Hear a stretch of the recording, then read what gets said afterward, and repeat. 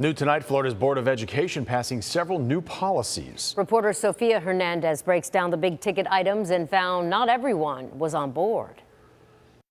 The board unanimously adopted 2 items. Both have to do with parents being able to request a special magistrate if they don't agree with a local school board's decision. This is for decisions made by a school board regarding classroom instruction on sexual orientation and gender identity, or materials like books being used in class or library.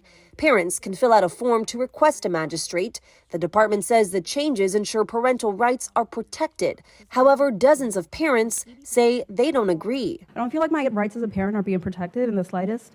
If anything, I feel like they're being eroded and there are more obstacles between myself and my child's education. The board tried to appease parents, telling them the rule wasn't about being for or against anything. This right here, the special magistrate process and what would come before this board is just simply, did that school board, did they follow their policy, or are they lacking a policy that they're required to have by law?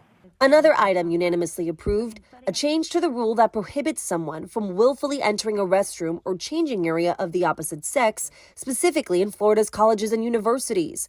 The move requires institutions to report that they have met the requirements necessary and have instituted disciplinary actions for students or staff who do not use the restroom aligned with their biological sex at birth. That includes potentially firing staff if they don't abide.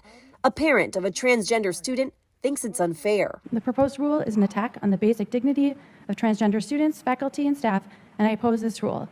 I would also like to add that there is not a unisex restroom available in this entire very public school building to use at this time. But others think it's necessary. I have to thank you for this proposed rule. This proposed rule helps to create a safer learning environment for all faculty, staff, and students, not just the loudest few. A similar action passed to do the same in private K-12 schools. And the last big ticket item is in line with Senate Bill 846, which limits education institutions from entering into grants and gifts with a foreign country of concern. This new rule specifies the reporting process for institutions. Can all in favor signify by saying aye? Aye. Aye.